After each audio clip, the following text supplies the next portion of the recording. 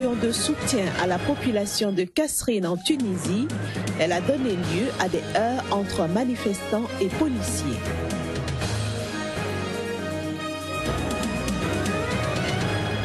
Le Conseil de sécurité de l'ONU tente de tirer le Burundi du chaos.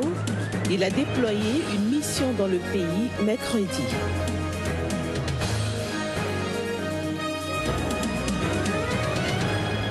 Enfin, les échos de la présidentielle du 28 février 2016 au Bénin. La Sénat a fait mercredi le point des candidatures.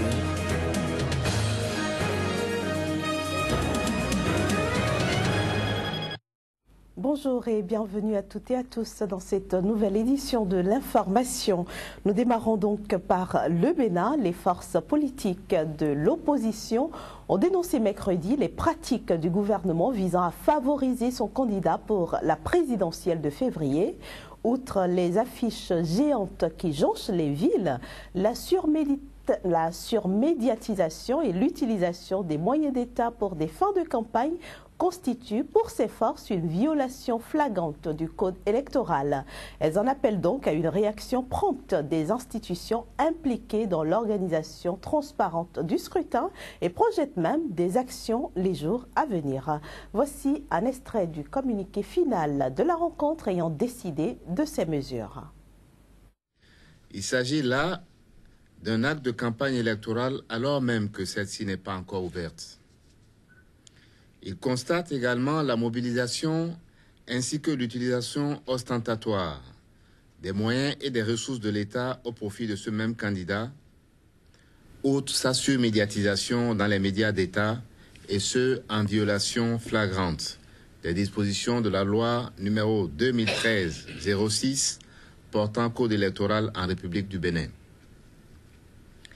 Ils en appellent à la cessation de ces actes illégaux et au respect scrupuleux des dispositions du code électoral et s'étonnent du silence de la RAC devant une telle situation. En toute hypothèse, ils prennent à témoin les Béninoises et les Béninois et feront constater par l'exploit d'huissier toute violation de notre code électoral. Ils en appellent, premièrement, aux institutions en charge de l'organisation des élections à agir en toute impartialité et en toute objectivité afin d'éviter à notre pays les graves périls résultant des tentatives frauduleuses de maintien indu au pouvoir au moyen de majorités factices. Deuxièmement, à un engagement nécessaire de chaque citoyen en vue de rendre irréversible le processus de reconstruction de notre État. Ils invitent enfin les forces de sécurité à adopter en toutes circonstances une attitude neutre et en tout état de cause de nature à préserver la concorde nationale. Les signataires de la présente déclaration s'engagent à rechercher sans se lasser des réponses politiques à la hauteur des attentes légitimes de notre peuple. On peut donc dire que la présidentielle du 28 février approche à grands pas au Bénin. Dans ce cadre, les populations de Parakou et ses environs ont organisé un meeting au cours duquel elles ont à nouveau exprimé leur soutien au candidat Sébastien Germain Adjavon. La manifestation avait pour chef de file l'honorable Rachidi Gbadamassi. Voici les images. Rachidi Gbadamassi à Parakou, tel un messie au milieu d'une marée humaine. Le président de Dieu Barka est venu mobiliser ses militants de la 8e circonscription électorale derrière Sébastien Adjavon, le candidat qu'il juge apte à œuvrer pour le développement de Parakou, mais aussi du Bénin. Adjavon, c'est l'homme du peuple. Adjavon, c'est basé l'homme qu'il faut et l'homme qu'il fallait. L'emploi des jeunes, les enseignants. Nous avons tout fait grâce à la diplomatie parlementaire agissante. Faites en sorte que la plupart des vacataires, Dieu donne les agents permanents de l'État. C'est ce que nous avons négocié avec Adjavon Sébastien. Au cours de la manifestation, l'honorable Rachidi Gbadamassi a également dénoncé certains agissements du pouvoir en place, des agissements qu'il juge antidémocratiques. Le gouvernement a mis en exécution ces menaces les menaces qui violent le principe de la liberté d'expression, qui violent la démocratie, qui violent le principe d'appartenir à telle ou à telle association. Le candidat en face se permet d'utiliser les moyens de l'État, ce qui est une tricherie politique, ce qui est une violation. En venant après la cour, on vient avec les locaux de l'État, avec les motards, avec les militaires, avec les moyens de l'État. Ça, nous disons non. Devant la loi, nous sommes tous égaux. Le Dieu Barka vient ainsi une fois encore de confirmer sa solidarité à l'endroit de l'homme de Djefa dans le cadre du scrutin du 28 février prochain. Nous restons au Bénin, cette fois-ci pour nous rendre à la Commission électorale nationale autonome qui a réuni mercredi la presse pour faire le point de l'évolution du processus électoral. Il faut dire que sur les 52 candidats s'étant déplacés au siège de cette institution pour déposer leur dossier, eh bien, 48 ont pu remplir les formalités de départ. On fait le point avec le président Emmanuel Tiando. Je puis vous dire, au moment où je vous parle, que la Sénat a déjà reçu 18 bulletins numéro 2 du casier judiciaire. Je voudrais enfin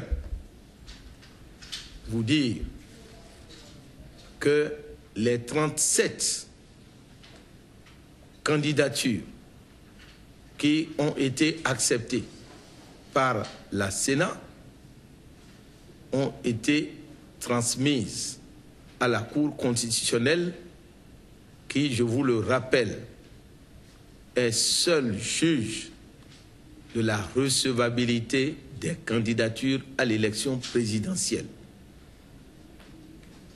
Cependant, je voudrais également vous dire, toujours dans le cadre de la transparence, que nous avons reçu 2 correspondances émanant de 2 candidats qui se sont désistés.